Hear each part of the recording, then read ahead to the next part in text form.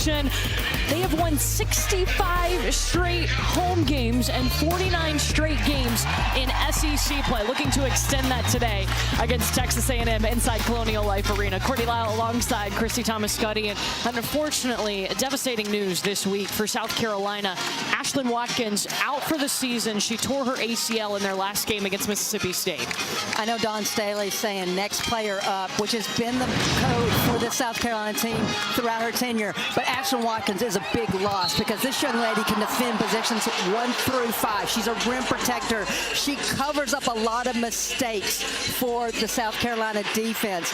Eager to see how the other players step up this evening.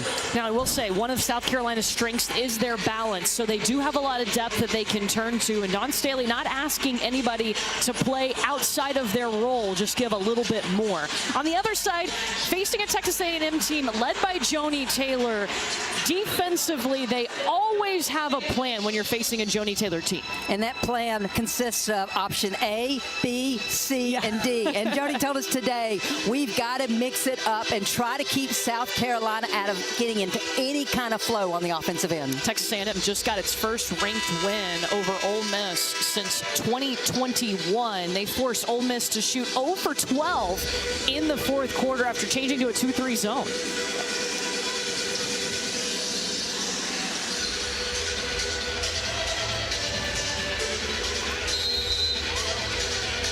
Sandstorm playing, meaning the Gamecocks are playing. The #2 team in the nation, only one loss on the season. And here we go in action in Colonial Life.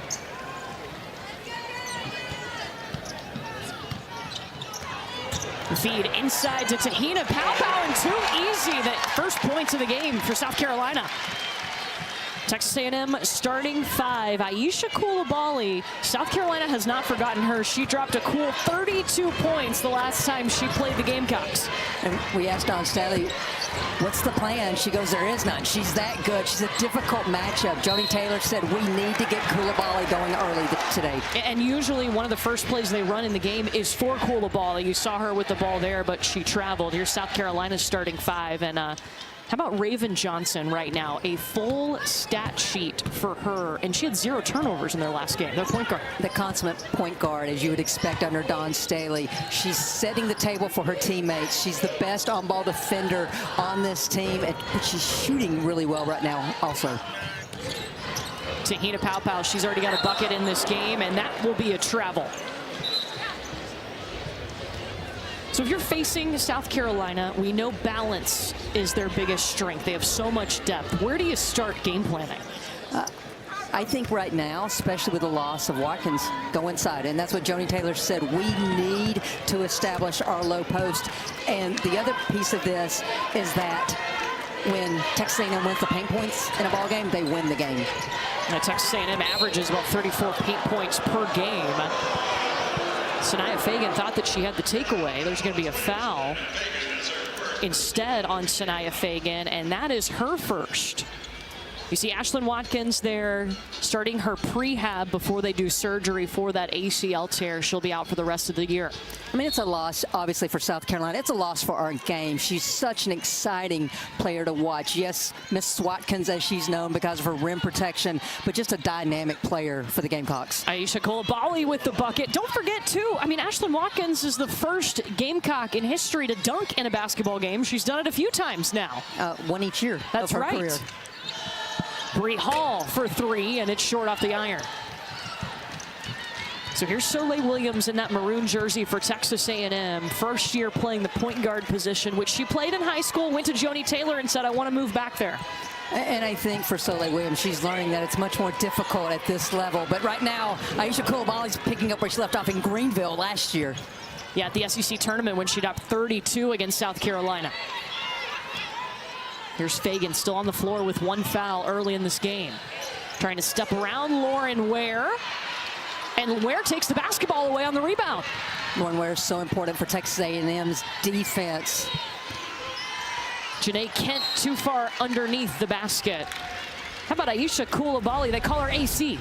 Well, Joni Taylor said, AC's got to give us a good start. And you just see the will there, powering by her defender, gets the distance so that she can, and then the next time they overplay her, and that's the go-to move, that reverse spin move around the basket. Started her career at Auburn for 3 seasons where we saw her a little bit more inside. Now she's playing a little bit more out, has such a versatile game. Bree Hall rejected by Sahara Jones. She missed Ware. Soleil Williams elevating. Rebound by Bree Hall. Raven Johnson's going to push pace. She's got Sanaya Fagan running ahead to Pow Pow. Mid-range, got it!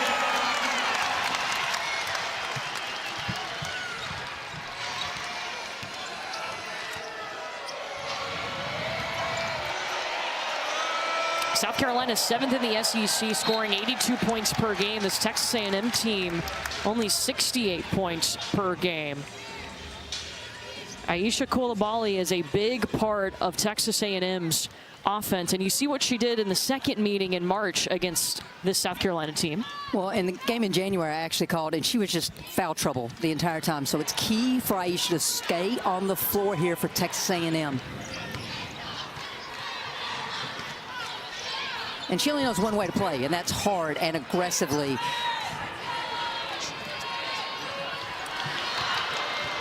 Into the hands of Sahara Jones. She'll pull up, pop, rattles out. Lauren Ware is there to help her. Second opportunity for Ware is off the mark. Well, we were worried about the rim protection, and Sanaya Fagan says, I got this. There's going to be a kick ball. Well, Courtney, when we talk about the defense of South Carolina, and this is where they're at their best, they turn that defense into offense because they push pace. Texas A&M does not get solid in the half-court defense. Pow Pow made them pay. South Carolina can push pace. They can play inside. Their guards can hit from the outside, and then they can just go to their bench. Have you seen a weakness for South Carolina this season?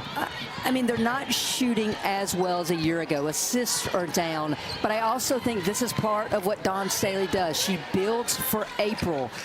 I would like to see them make more of the shots around the bucket consistently, but in my mind, this team is on pace to be cutting down nets in April.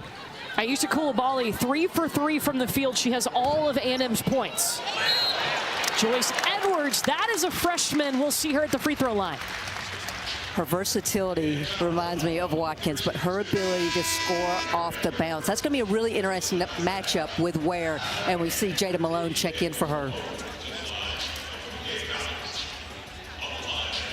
Joyce Edwards at the free throw line, an 84% free throw shooter in her freshman season. Not bad.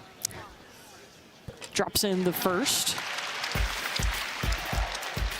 Well, we've got 6 men's college basketball games for you Saturday on ESPN. It starts with these two, Cooper Flagg and Duke hosting Notre Dame at noon, and then Iowa State, Texas Tech.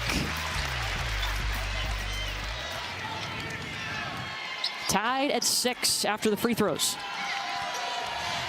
We talked a lot about Soleil Williams and how well she's played in SEC play, but Erica Moons, another young lady, is on the floor now. Her minute restriction's gone up to 5 minutes a quarter, and she's just a steady point guard for Joni Taylor in this ball club. Yeah, that's number 3 in the maroon jersey with the basketball right now. 6 seconds on the clock for the Aggies. Jada Malone coming up to screen for Janae Kent, the LSU transfer.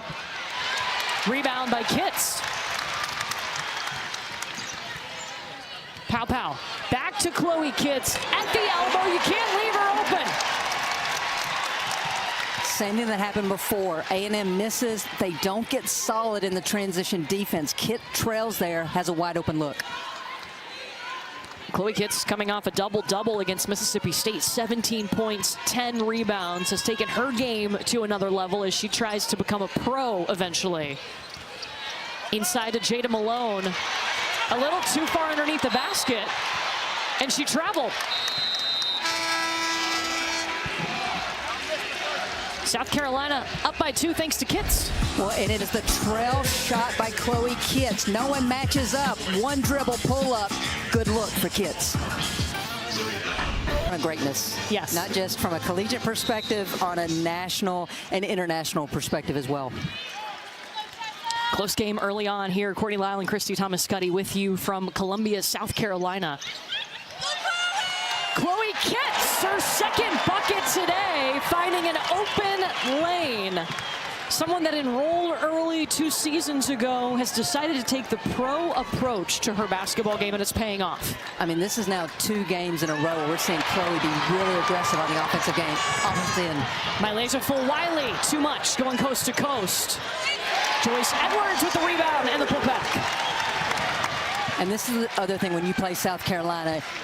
The first shot won't usually beat you. It is their way of getting second and third opportunities, whether it's transition or not. A&M's got to keep them off the glass. Yeah, South Carolina averages 17 second chance points per game.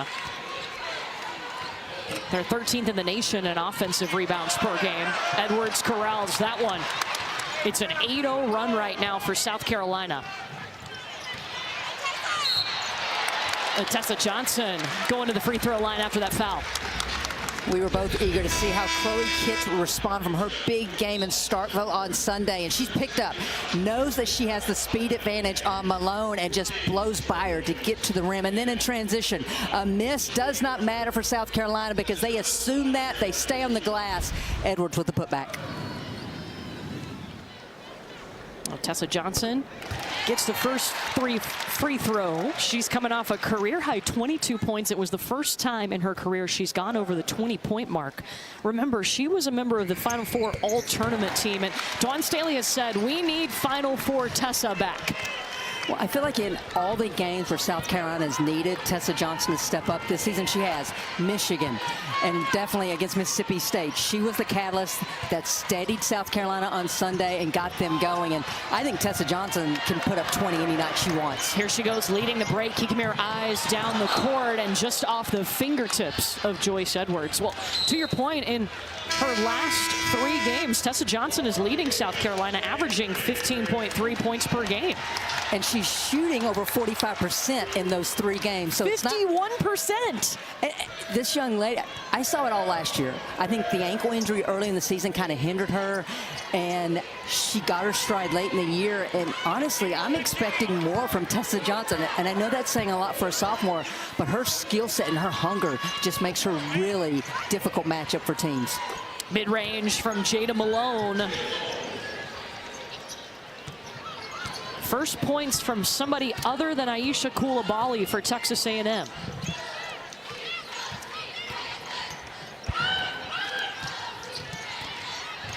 So drop coverage on that on-ball screen by Texas A&M and took away the layup.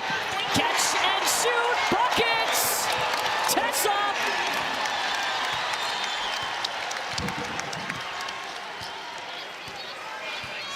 Was a McDonald's All-American, actually won the 3-point contest at the McDonald's All-American game. That has not changed. Still shooting. Sahara Jones looking for options, 8 seconds for the Aggies. And several times they've got inside, but South Carolina's forced them underneath the basket. I think Texas A&M's got to clean up their transition defense. They're not getting back and truly getting matched up in the half court. Assist for Dowda, over to Bree Hall for the bucket. And that's 8 of the 19 that I've counted that that Texas A&M has not been solid in transition defense. Another transition opportunity swatted away by Jada Malone.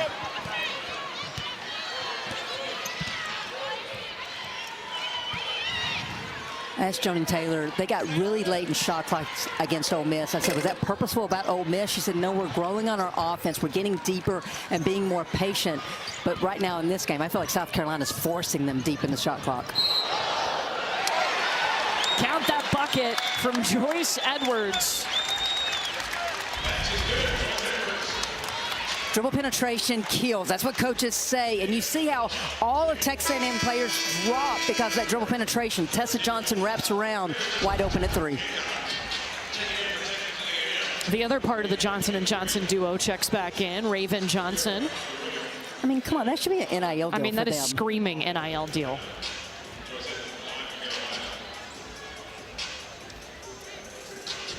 It's like a case of bubble bath, right? Johnson & Johnson. There's some shampoo there, lotion. It's versatile, just like these two young ladies.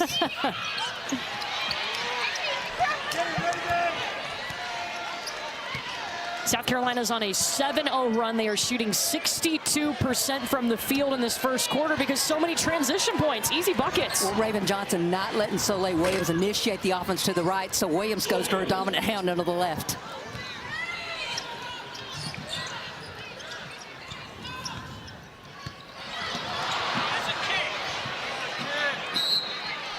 This will be with South Carolina basketball. A little too easy of a pass there from Tessa Johnson. Well, and this is where A&M's had success this evening. When they've scored, they've all five sprinted back, they've gotten matched up, and they've been able to make things difficult in the half court for South Carolina. It's been on the misses where they've struggled in this first quarter.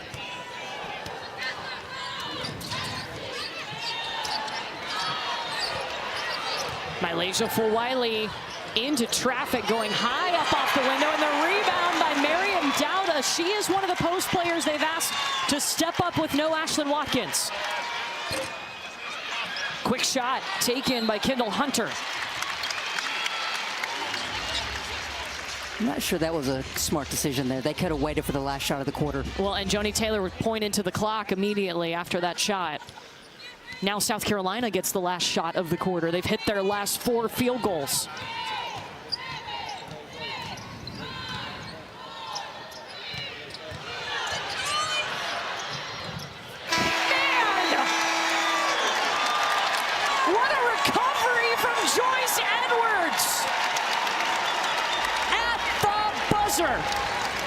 I don't think it was recovery. I think she had him right where she wanted. This is just another example of how remarkable Joyce Edwards is.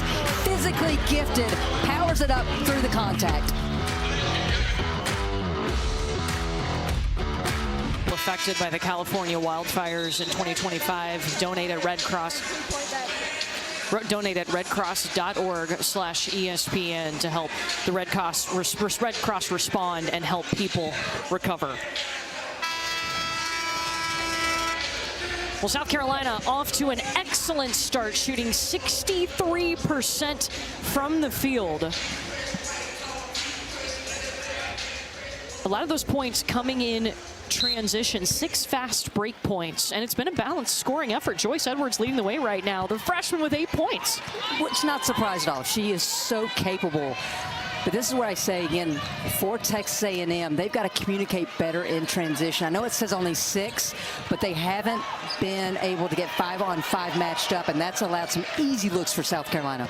Meanwhile, on the other side for Texas A&M, Aisha Coulibaly has 6 of their 10 points. That shot by Soleil Williams was short. Tessa Johnson looking ahead to Raven Johnson. Elbow shot. Won't get the bounce. You really wanted that for Johnson & Johnson. I mean, so bad.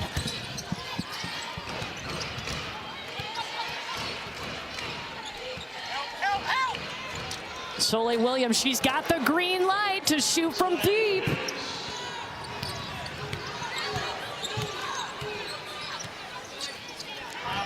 So does Tessa Johnson. You can't miscommunicate on that exchange there and leave Tessa Johnson open. A&M got really lucky there. And Tessa Johnson coming off that career high 22 points where she hit 4 threes. Here's Coulibaly.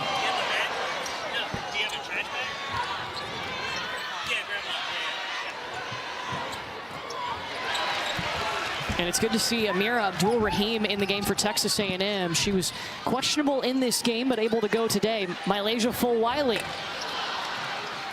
Is that the shot South Carolina's looking for in that set? I mean, I think Dawn Staley's good with Mylasia taking that pull. I think the key is the rest of her team ready for that? Because usually they can get that second chance opportunity. If you're just tuning in, hadn't heard the news, South Carolina announced this week Ashlyn Watkins out for the season with an ACL tear. Pretty easy when you sneak down the court. I'm not sure how Sanaya Fagan sneaks down the floor. No ball pressure, so that allows Tessa Johnson to see the floor. Fagan just gets behind the defense. Way too easy for someone like Sanaya Fagan to score there. We've been talking about it. We're waiting for that huge breakout game, right? For Saniyya Fagan. The potential is all there. She's played, you know, behind some great ones here at South Carolina, but now with Ashlyn Watkins out, maybe an opportunity to shine. I think what I love about Saniyya Fagan, this is a 4-year player under Dawn Staley. Didn't get a lot of minutes in those first 3 years. Got late game kind of opportunities. She stuck with it. She bided her time and really committed herself to the weight room, to her nutrition in this offseason. And she's transformed her body. She says her pace is better. Her ability to play 40 minutes, which doesn't happen here in South Carolina, but consistently play hard is there now. And she's a big impact. Well, we've got a great women's basketball matchup for you Monday on the SEC Network and the ESPN app. Vanderbilt, 14-2. They're facing Flau'jae Johnson, Anissa Morrow, and undefeated LSU. Coverage tips at 7 Eastern. Now, Anissa Morrow, first in the nation in double-double. She's got 15 on the season. They got a good test tonight, though, coming up against Tennessee. I think Morrow has to stay on the floor for LSU for them to have a chance at Rocky Top this evening. But, hey, if you haven't watched Vanderbilt, Michaela Blake's averaging 21 points a game. Camille Pierre averaging 23. That's quite a tandem of freshman, sophomore for Vandy. Yeah, Camille Pierre in the top 5 in the SEC in scoring. Anchor down, if you will. A&M trying to find some offensive rhythm. They're only shooting 26% from the field in this game. They've had to go late in the shot clock. And there's going to be a foul on Sahara Jones by Saniyya Fagan. That's her second. So Dawn Staley just goes with a phenom freshman of Joyce Edwards for Fagan. But to your point about how A&M is struggling on offense, credit South Carolina's defense. They have been disruptive. They've beaten the offensive players to spots, and that's just made the offense totally disjointed. The catch on the inbound from Sahara Jones up and in.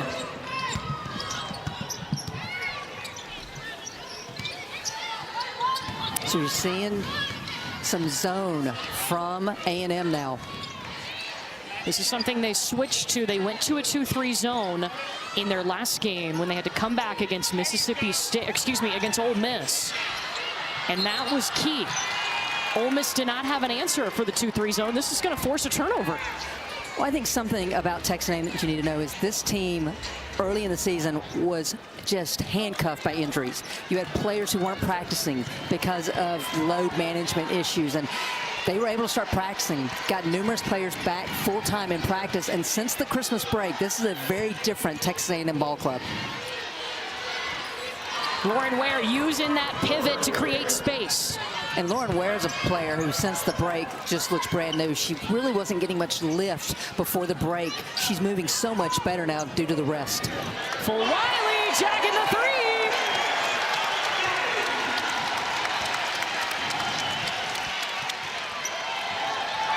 Oh, they missed Lauren Ware. She was sealing hard on the high-low, had it. And Erica Moon with a turn. No, not a turnover. Saved by Jones. And just out of control.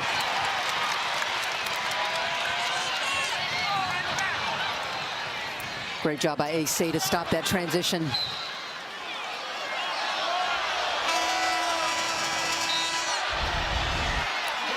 Well, this is a good ball reversal. Malaysia Fulwiley just able to step into that 3. Too easy for South Carolina. But that's how you beat a 2-3 matchup, ball reversal.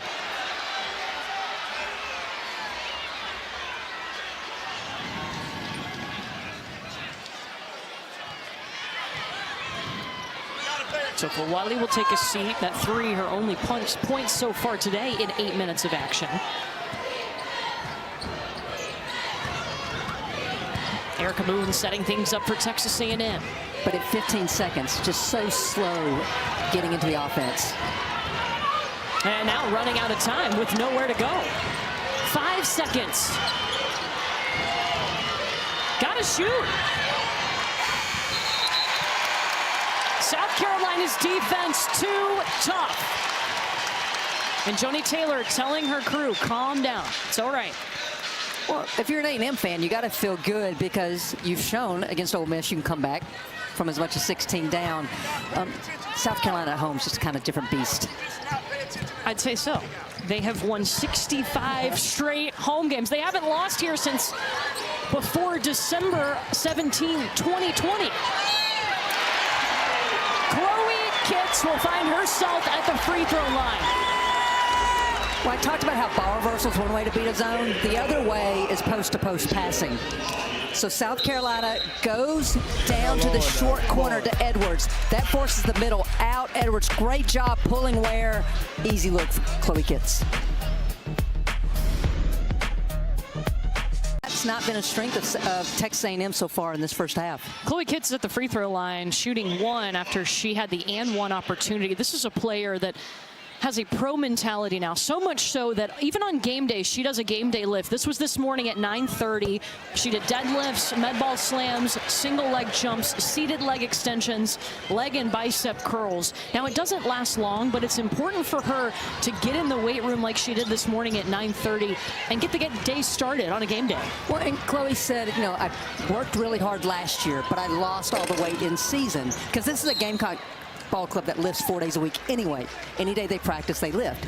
But she said, I wasn't able to maintain my strength. And so this year, she's adjusted, mainly diet in terms of her nutrition, but it's the game day lifts as well. Yeah. Eating more was a big thing for her, and she told us that's made a huge difference because putting on the added muscle. She said, I was watching film to get ready for opponents this year of me last year, and I was falling on the floor all the time. Now she can hold her own down low. Oh, is that what she said? Because I tuned her out when she said, I have to eat more. Yeah.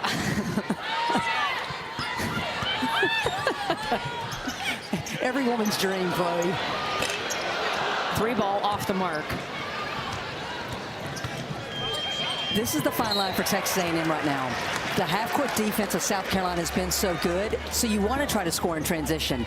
But if you don't score, that's just allowing South Carolina to get out and keep this pace the way they want it. Now, dead ball turnover allows them to potentially get in a zone, but it looks like they're going player to player. 6-0 run right now for the Gamecocks. A&M hasn't scored in over 2 minutes.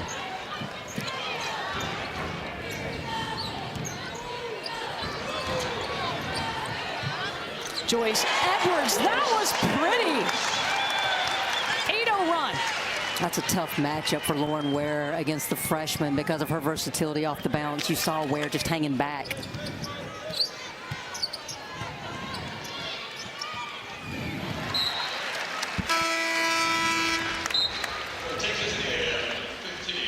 Courtney, I talked about how it's a difficult matchup. Watch how Edwards creates space. Ware backs off a little bit because she knows Edwards can take her off the bounce. Edwards just elevates and knocks it down.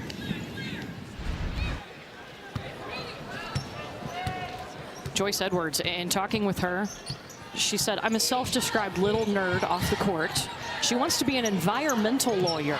And growing up, the rule was for Joyce and her household, if you don't have good grades, you can't play sports. So that really motivated her in the classroom. And hats off to her parents, because they knew the value, or they know the value of education first and foremost. And this young lady just excels in the classroom and on the court.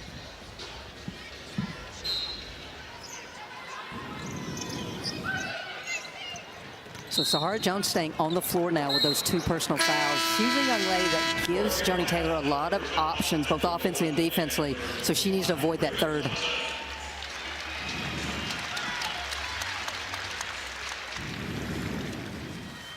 The other thing on offense for Texas A&M, they've had 3 turnovers just trying to make entry post passes because they don't get the right angle to deliver the ball. They need to go a little bit further to the wing to make that an easier entry pass.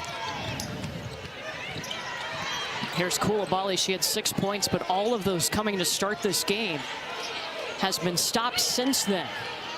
Sahara Jones off to the left. And my laser full Wiley out with it. Tessa Johnson sneaks to the corner. And a little too forceful on the pass to Kitts. This is unfortunate for Lauren Ware. Her hands were on her back. I don't think she displaced her, though, but because of the way the ball sailed, officials making this call.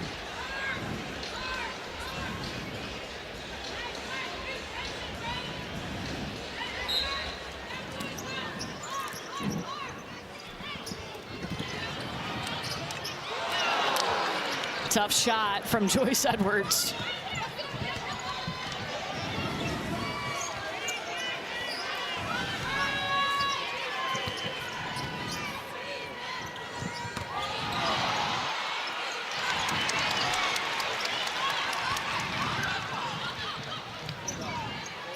Ooh. Full Wiley trying the no-look inside to Joyce. Stolen away by Texas A&M. We both had the same response. Yeah, like, oh, God. Aisha Coulibaly needs to get going on offense here for Texas A&M.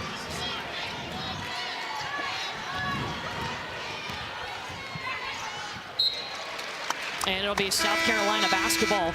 Well, the college football playoff semifinals on ESPN tonight. Notre Dame takes on Penn State in the Capital One Orange Bowl at Hard Rock Stadium in Miami. And then tomorrow, Ohio State squares off against Texas in the Goodyear Cotton Bowl Classic at AT&T Stadium in Arlington, Texas. Both games kick off at 7:30. Who you got? Oh, man, I'm here for a good game. After watching Texas-Arizona State, wow, what a ball game. I'm going to go for Notre Dame on the other side. Okay. I don't know if it's out on a limb or not, but I like the defense for Notre Dame.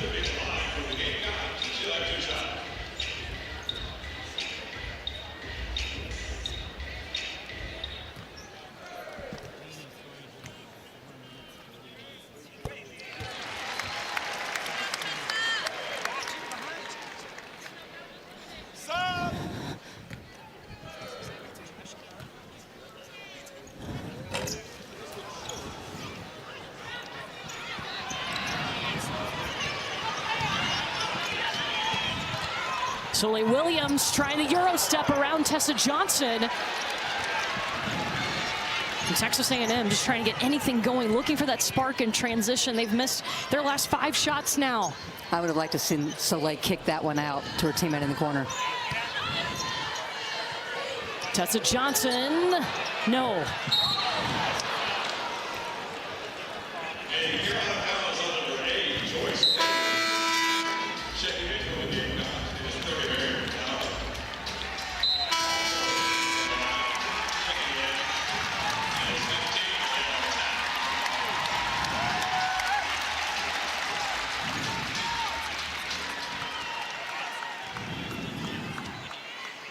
It's a 9-0 run over the last 5 minutes for South Carolina. And means a 5-minute scoring drought for Texas A&M. A minute to go in the half. Well, what I've seen now is a lot of players standing on offense for South Carolina and one player just trying to create off the bounce versus executing a half-court offense.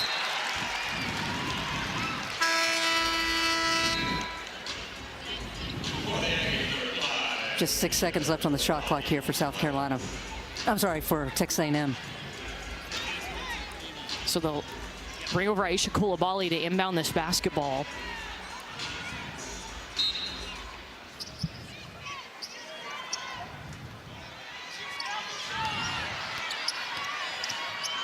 Janae Kent had a look, can't finish, and Tessa Johnson comes out with it. Shot clock still on, still plenty of time as South Carolina looks to push in transition. Full Wiley too far. Raven Johnson with a block. You heard me right.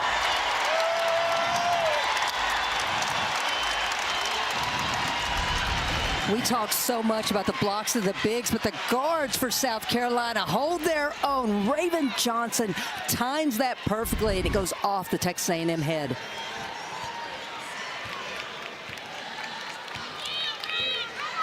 South Carolina's going to hold for one shot here.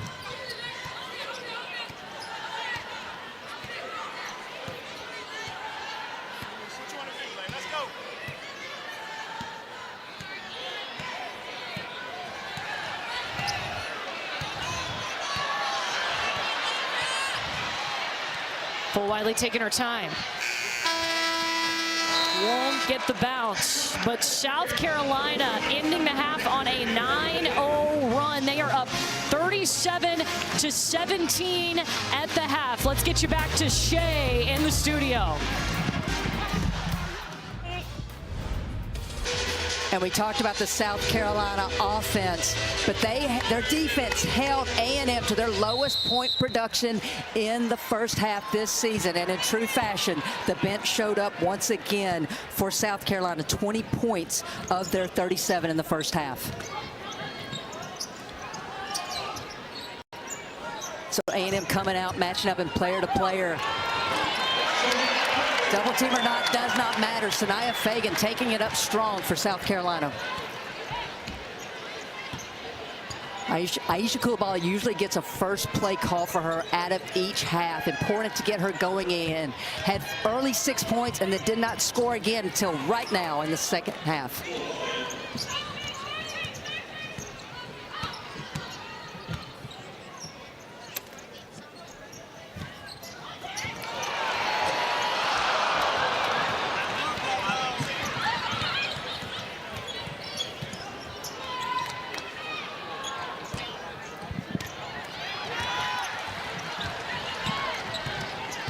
I would like to see A&M stop balls sooner because they're not getting matched up, and we've seen it. Easy shots at rim or second chance opportunities. That time, A&M's able to get the stop.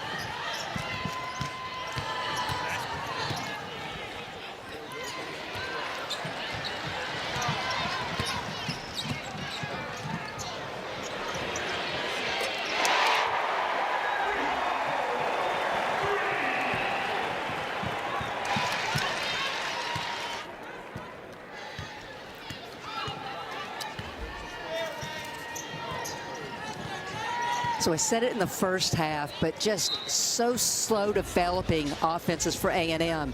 And for South Carolina, it's transition. You see a player, two players actually for A&M running to the paint. That leaves Bree Hall wide open to spot up in the corner for the three.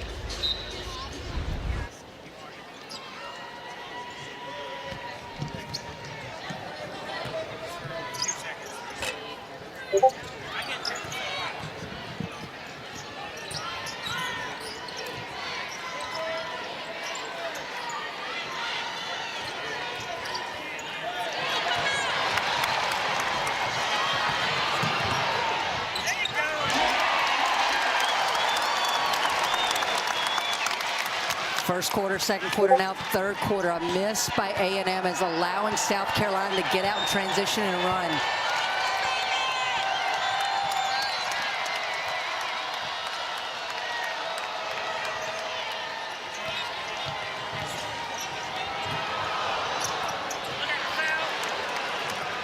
I know that's just going to show up as a rebound for Chloe Kipp, but the fact that she came down and straddled her teammate that was underneath her was remarkable.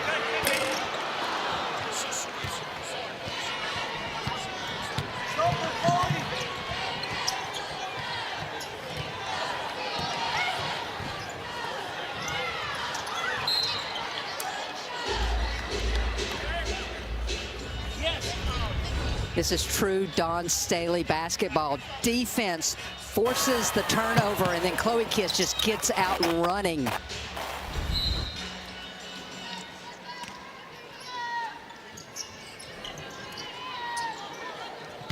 A&M was really successful against Ole Miss on Sunday at some of the baseline out of bounds execution. So far, South Carolina's done a great job.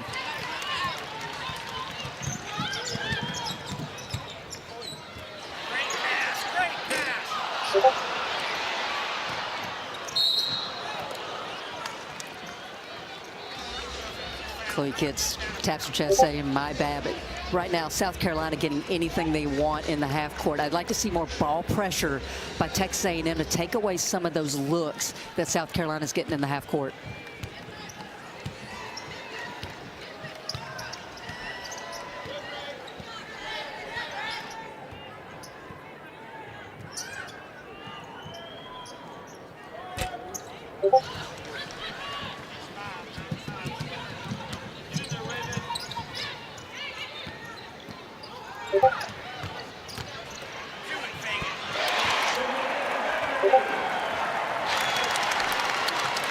I really believe Sanaya Fagan is one of the more underrated, improved players around the SEC. We've known about her for 4 years now, but it is just confidence. It is her conditioning level where this young lady, all of it's coming together now in a big way for South Carolina.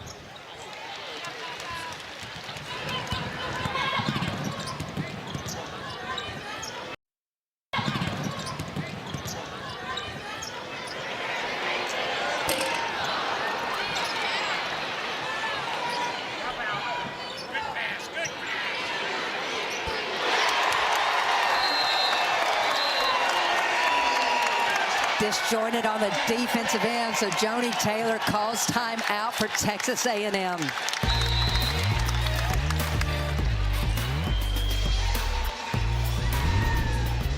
He is must-watch TV in the women's game.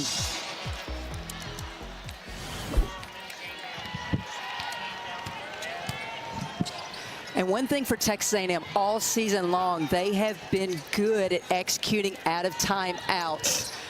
This time, South Carolina doesn't allow it.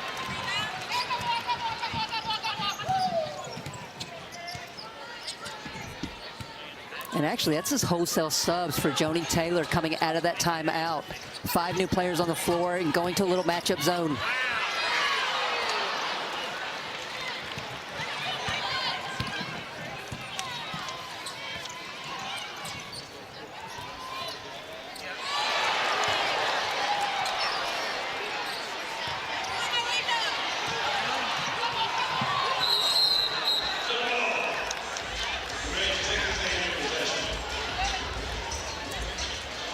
And with that, defenses, forget football on Sunday. This is must-watch TV. Texas, South Carolina.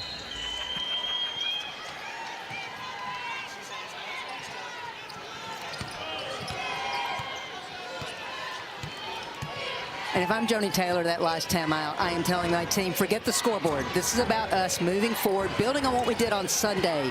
Let's start trying to execute better 5-on-5 in the half court. And sometimes it just doesn't matter how well you execute when you got rim protection like South Carolina does with Miriam Dowda.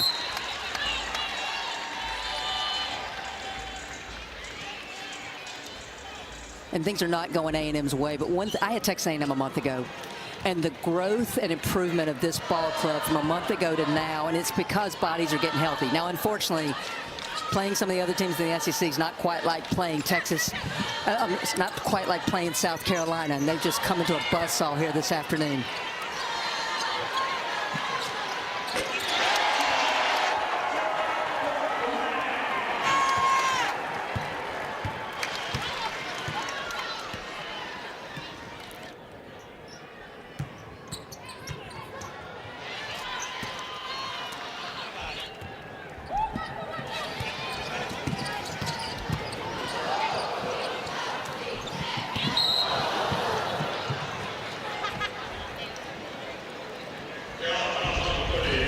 So A&M has gone to the matchup zone, but this is tremendous passing by South Carolina, and it's just slow recovery. Hunter moves after the pass. You've got to be moving on the pass to close out like on shooters like Tessa Johnson.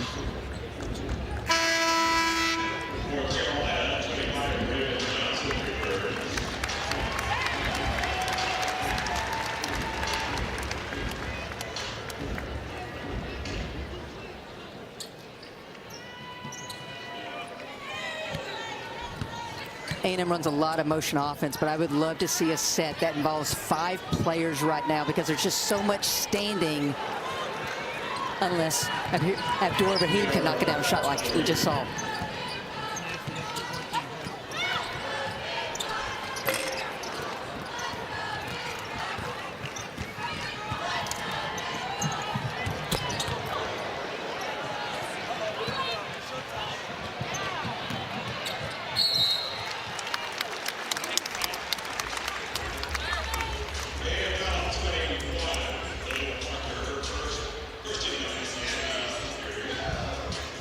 South Carolina just puts so much pressure on you in terms of your transition defense. And the key in the SEC play is they've been getting 18% of their points from the free throw line because they put so much pressure on opposing defenses, both in the half court as well as transition.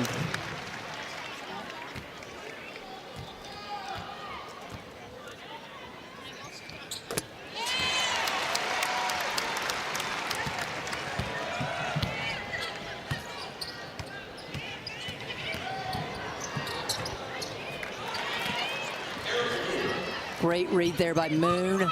Faked the handoff. Defense thought there was going to be a handoff, and she just took it to the rim.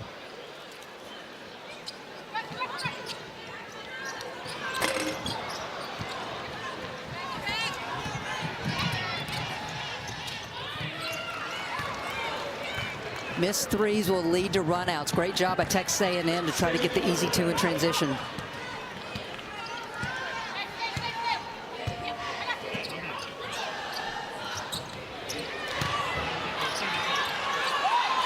One thing I've seen in the matchup zone now is that I'm seeing players communicate.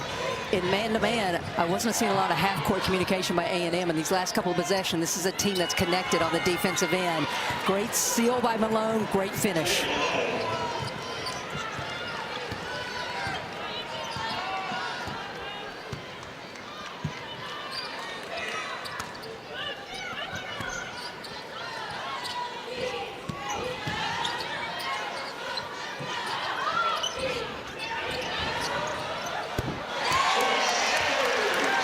So I talked about how do you beat a 2-3 matchup. You want ball reversal, but the players defensively have to bump quicker, meaning leave the player they were on and get back to their area, and that's why Edwards is wide open in the middle of the paint.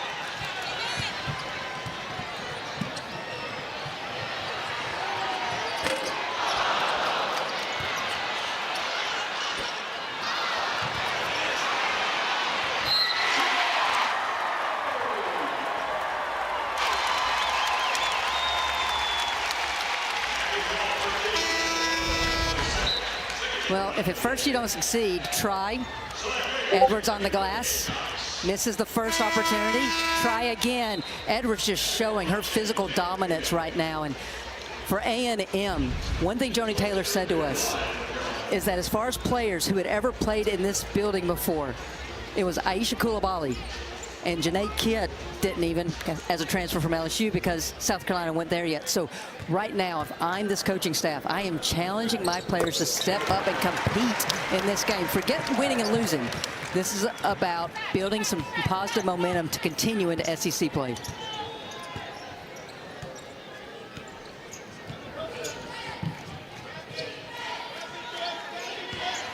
And so Joni Taylor going back with the starters now after making that sub a little while ago with all 5 players from the bench.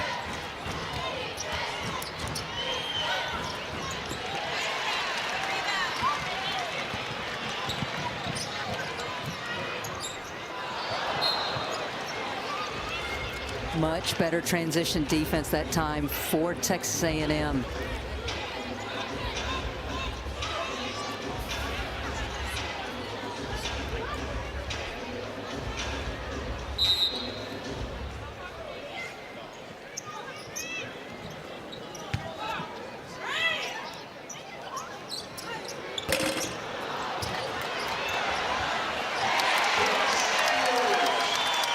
Edwards is just dominating on the offensive glass right now for South Carolina. I don't know how she's being left untouched. Now, some of it is matchup zone, but you got to know who where the rebounders are right now.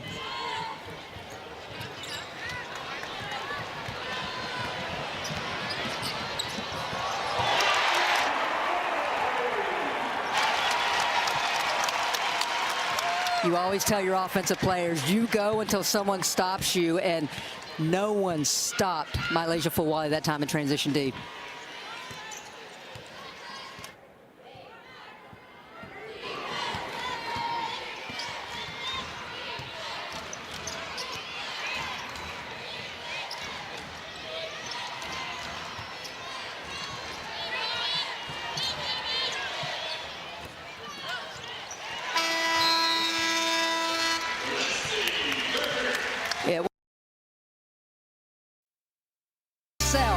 And then when it's not the glass, it is Mylasia Fulwiley and the rest of the team in transition. No one stops her.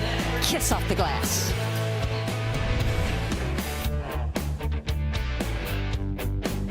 AT&T has a new guarantee. Notice from the Gamecocks, no Ashlyn Watkins. She's out for the season with the ACL. What have you noticed about their rotations and how they've adapted? Well, I appreciate your professionalism, first of all, but never missed anybody more in my life. But to your question, I think we were all eager to see how this team would respond, or would they be looking ahead maybe to these next 5 matchups against ranked opponents. And in typical South Carolina fashion, it has been next woman up. And they've done it in transition. They've done it with the defense. And honestly, what I'm looking from A&M this fourth quarter, is to play harder. There was a lull there in that third quarter with this team separated. There wasn't much talk, and we're seeing on immediately going to the 1-3-1 in the half court, trying to mix this up defensively. Again, Texas A&M, they had a chance over Christmas and finals break as Joyce Edwards hits. They had a chance to work on themselves, and they put in some different defenses, so showing a few of those things. But you know that Joni Taylor she's not going to stand to not coach effort. She doesn't want to coach effort. And we saw 5 wholesale subs when that effort wasn't there in that third quarter. I don't think we can say this enough for A&M. I feel like November, December for A&M, it looked like they were just starting practices from the summer where most teams had year-round because these players weren't practicing. Yeah. You mentioned the Christmas break, putting more things in. This team will continue to get better if they want to, meaning if they decide they're going to battle, they're going to fight. Oh, Sanaya Fagan with a little rejection of Lauren Ware, but draws the foul. That'll be the second on Sanaya Fagan, or excuse me, the third. Well, South Carolina came in tonight averaging 6 blocks a game, 11th in the country. And we wondered what would happen with the leading shot blocker being gone in Ashlyn Watkins. Well, Sanaya Fagan says, I got this. Already now with 3 blocks in this game. Lauren Ware at the free throw line. And the crowd gets Chick-fil-A because an opponent missed 2 free throws in the second half. Just not on Sunday. Yeah. I want to go back to Sanaya Fagan because a player that we both really like.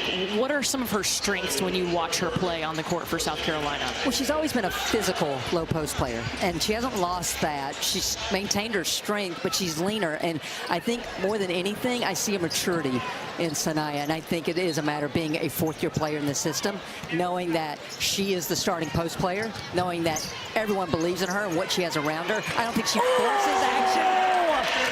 I think she takes what the defense gives her and can make difficult shots. Oh, and Lauren Ware had a point-blank look at the basket, couldn't let it fall. It's kind of been the story today for Texas A&M, just 23% from the field. Uh-oh. Top of the key, Fagan!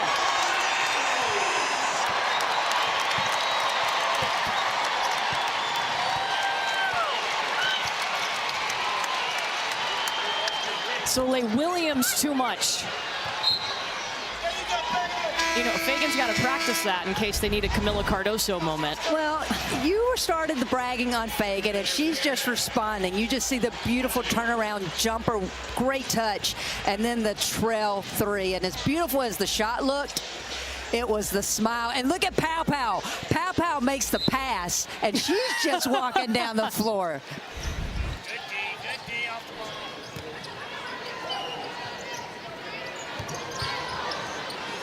That's one thing for South Carolina. Their closeouts. They may not be in position on the catch, but their closeout speed and length takes away shots immediately from opponents. Look at Joyce Edwards.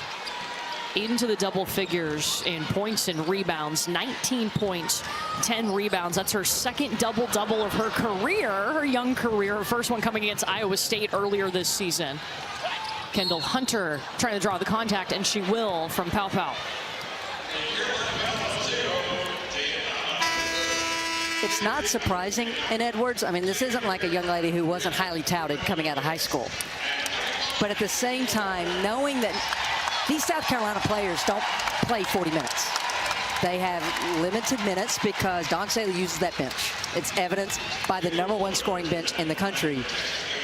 But this young lady, I think she's just a difficult matchup for opponents because of her skill set, but also her athleticism.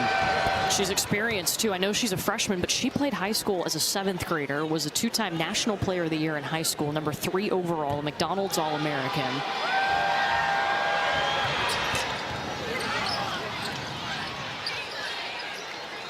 Back up and in from Jada Malone. And that's all A&M needs to do right now. Just slow down when they catch the ball and take it up strong. We talk about the shot blocking ability of South Carolina, but there's also an element to their defense that affects shots. And we've seen them affect a lot of A&M shots here this evening.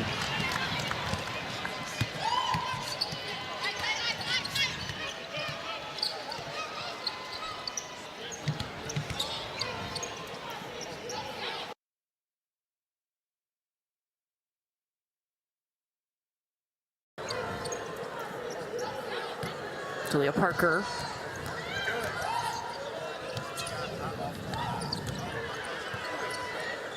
Abdur-Rahim with the take. Nice shot. I mean, it's just nice to see Abdur-Rahim out here this evening. Sprained her ankle a little bit against Ole Miss. Weren't sure if she was going to play. She adds another element to the post play of Texas A&M. Swiped in the air by Kendall Hunter. And the damage to go along with it. But South Carolina a sizable lead here late in the fourth quarter. And you see on that make, A&M trying to extend into a little bit of full court pressure. Tessa Johnson. But you got to get matched up if you're going to go player to player full court. 5 players.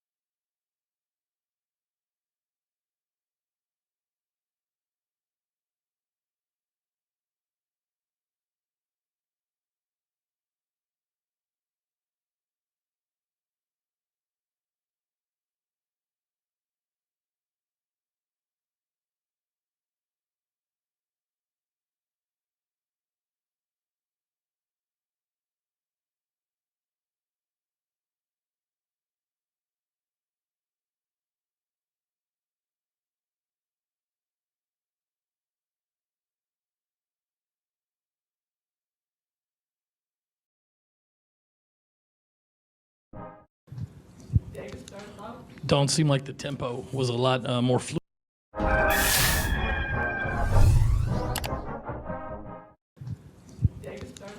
Don't seem like the tempo was a lot more fluid tonight, or this evening. Run up and down the floor, especially out of transition. Was that an area of concentration? Just how the game kind of unfolded? No, I mean we wanted to get off to a quicker start, better start, and we did.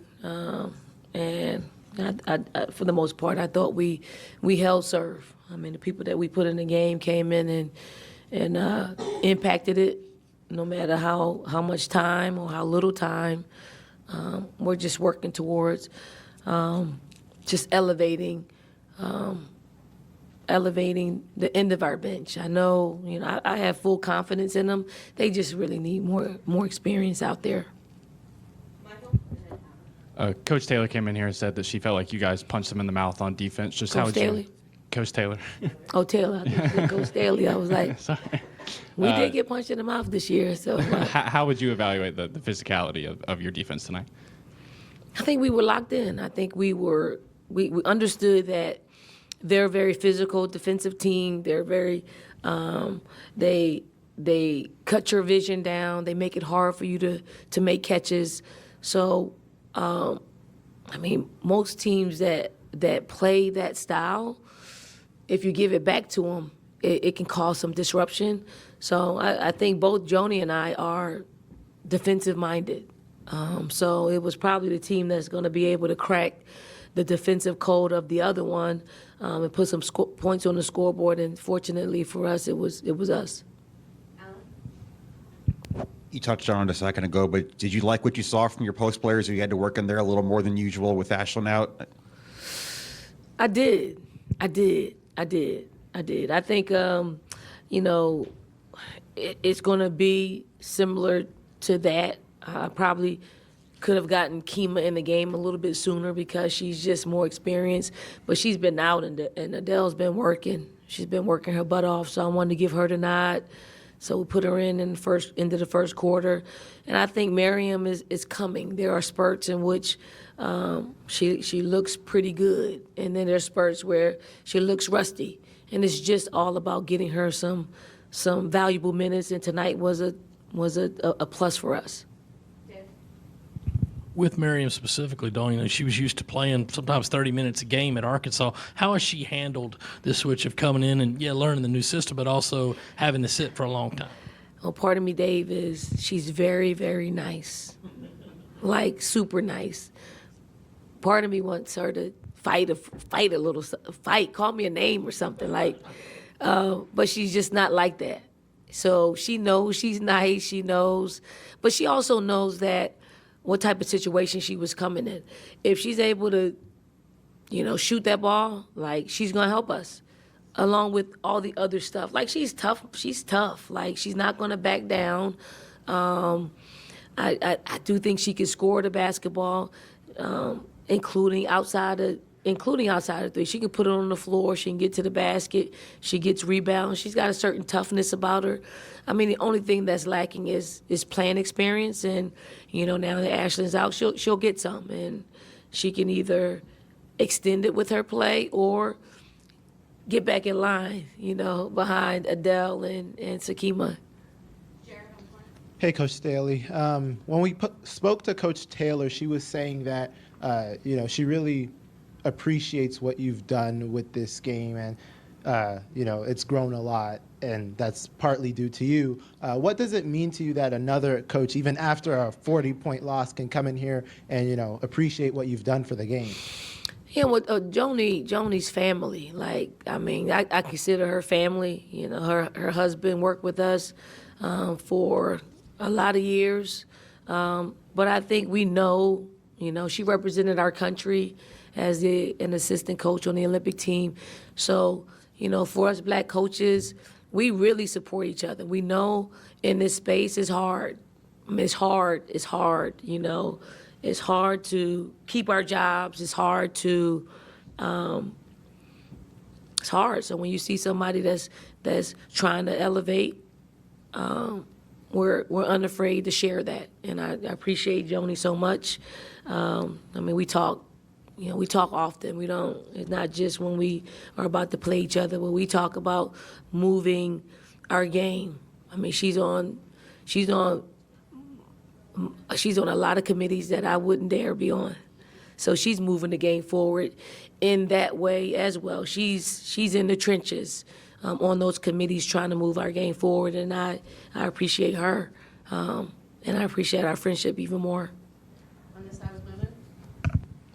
I guess even before Ashlyn was out, all of your kind of post forwards, they play different roles. They have different skills. Miriam can shoot the three. Sanaya proved she can tonight, but won't normally. I guess now with Ashlyn out, how much of these rotations is kind of point and production dependent, but also mixing in personnel and kind of what they bring as a forward that separates them from the other forward? Yeah, I mean, it's all of that, I mean, Joyce made me play her probably more because of how she came out and played. I mean, we'll probably lean on the three that's played the most minutes for us, and Joyce and Fagan and Chloe, and then we'll bring everybody else along and spot them here or there. It is about production. If any one of the three, meaning Sakima, Adele, or Miriam, play well, I'm going to leave them out there. They're going to play extended minutes. If they don't, then I gotta pull them. I think we pulled Miriam, was it the third quarter? So I mean that was enough. But I let her go a little bit longer than I probably wanted to let her go. But she needs the experience. So she can watch film and she can see where there are areas where she can improve in those moments. But at some point, I do think that Miriam's going to have a breakout. I do. We're just waiting for it. Another big night from Joyce. Just walk me through what you saw from your freshman and her development as you head into the toughest part of your schedule. Well, I think Joyce has probably personally elevated her game. I mean, her practices are there's a little more oomph to them, although she plays that way regardless. But I think Joyce feels the absence of Ashlyn. And although I didn't say give us more, she's taken upon herself to give more and to do more and to prepare herself for moments like these. Like, I mean, she was relentless on the boards. She was engaged offensively and defensively. And, I mean, she's halfway through her freshman year, so I think she's really getting to know, how to play, how to really play at this level and make a big impact. 5 games in 16 days against ranked opponents coming up. I know you're just thinking about Sunday right now, but is this team about where you wanted it to be going into this stretch? I like where we are. I do. I mean, probably Ashlyn's injury freed us up a little bit. I think we could play a little more loose. And I mean, I like it. I'm not fretting the 5 games in 16 days at all. Like, our team is prepared to play. Win, lose, or draw, we're gonna play. We're gonna play hard. We're gonna give our best effort. That doesn't mean that we're gonna play perfectly, but we're gonna muck it up to where other teams can't play perfectly either. It's gonna be a battle, and we look forward to the battle. Yeah, just to follow up on that, why does Ashlyn's injury free you guys up? Well, because they know that there's a lot more playing time out there. The minutes that Ashlyn plays and when you're needed, sometimes it frees you up. Like we needed Joyce and Chloe and Fagan hit a 3. Chloe was calm. Joyce is doing her thing, because they know they have to do that, and they're highly motivated women. They want to win, and they know, losing Ashlyn it's a big void to fill. So little by little, they know that they don't have to. They know that there isn't someone like an Ashlyn coming in. So, they'll have to play a little bit longer. Play Chloe probably well into the 7 minutes into the first quarter. I mean, I'm going to lean on her because she's more experienced. Had to take faking out because she picked up an early foul, and then she was going after shots, like she does. She didn't have a foul, so I had to get her out, put Joyce in. And when Joyce is playing that way, or any one of our post players is playing that way, they'll play extended minutes. By then, Ashlyn would have come into the game at some point to take some of those minutes. So, free, unafraid, That's what I meant. Makes sense. Thank you. Mm-hmm. Double today. How come?